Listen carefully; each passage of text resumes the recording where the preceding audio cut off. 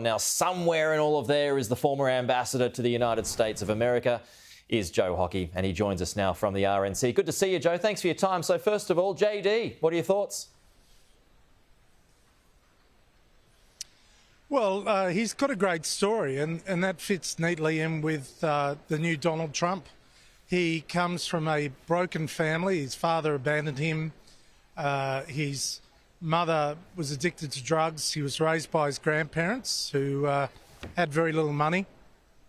He changed his name, married his childhood sweetheart, who is of Indian descent, met her at university, went to Yale Law School, and of course joined the Marines and fought in Iraq. He's a first-term senator. He was interestingly mentored by Peter Thiel, who is a multi-billionaire from Silicon Valley. And quite frankly, I would think that Peter Thiel had the greatest influence on Donald Trump in trying to convince him that JD Vance would be a strong candidate. Well, I'd expect Hillbilly Elegy, his best-selling memoir, would surge back to the top of the charts now. Have you got a chance to meet him yet in your time in DC, Joe? Look, I've come across him. I can't say I really know him. But like everyone else, I'll be going to Netflix and putting on the movie. It is a memoir about his life. It is a compelling story. But look, Peter, you know, what Donald Trump is doing is he's picking a sensible candidate as a running mate. And I think what's coming through, even speaking with delegates on the floor and around the convention centre, is that they want Donald Trump 2.0 to be sensible, measured, not to say outlandish things, not to be overly combative, and to deliver on his policies. And one of the biggest cheers today came when one of the speakers on the stadium said that, in fact, Donald Trump is going to commit to abolish the income tax on tips. And the place erupted. And again, it comes back to Donald Trump's policies. And it's not just the arm wrestle of personalities between Biden and Trump. More on that in a moment. Just one more on JD Vance. You know, he is young, which definitely juxtaposes against the advanced ages of Trump and Biden. How much of this is a strategic play on Trump's behalf? Oh, it's totally strategic. Donald Trump is strategic.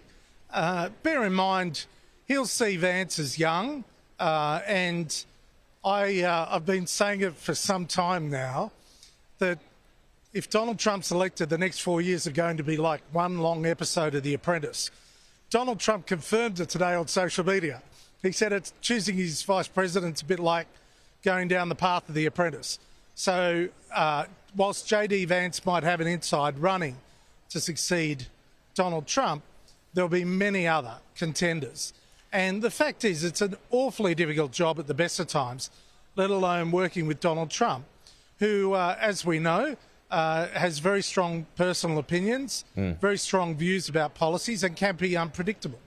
So if this is Trump reborn, or because he is changing the draft of his speech following the events of 2 days ago, and it is Trump 2.0, like you say, how long can he stay that way?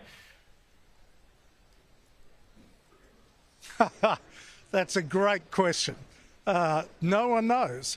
But you know, in truth, if you survived an assassination attempt and you were shot, and you know, now I believe Joe Biden is locked in as a Democrat candidate and as president, it's Donald Trump's campaign to lose. And the one thing I very definitely know is that Donald Trump 2.0 is a lot hungrier to be president of the United States than Donald Trump 1.0. First time round, he didn't think he could win. He did. This time around, he needs to win.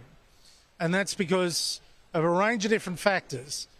His own personality, he hates to lose, but also the fact that he has numerous court cases and wants to prove that he can beat the system that he sees as being corrupted against him. Well, he already had a plus with his documents case in Florida thrown out this morning, which is not insignificant, that's for sure. There is going to be appeal, but we'll see how that goes. So I just want to pick up, you mentioned there that you think Joe Biden is now a lock for the Democratic ticket.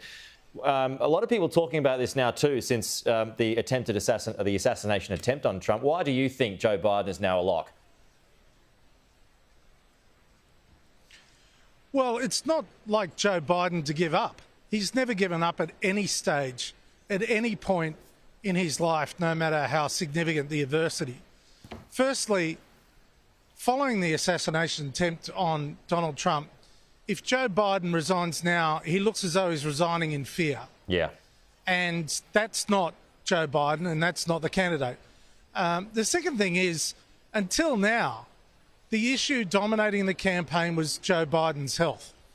I think Joe Biden has a semi-credible story now that if he loses to Donald Trump, it's because Donald Trump won momentum and unbeatable momentum out of the terrible events of Saturday night. It's also the case that Joe Biden just can't prosecute the case against Donald Trump, even before Saturday night, that Donald Trump was evil and a threat. Since Saturday night, it's very difficult to prosecute that argument. At the same time, tell the American people that we need to be calmer, more deferential to each other and respectful of each other. It's just not going to work. Is it also a case of the other Democrats knowing now that they're likely to get trounced in November? So what's the point? Keep the powder dry for 4 more years. No, it's not the case. I can tell you very senior Democrats I've spoken to in the last 48 hours, they were in shock, which I must say surprised me, but they were in shock about the attempt on Donald Trump's life, but they're also in total despair because they know that Joe Biden just can't prosecute the case, and the chances of replacing him or convincing him more significantly to resign or to step down from the candidacy, it's just highly unlikely at this point.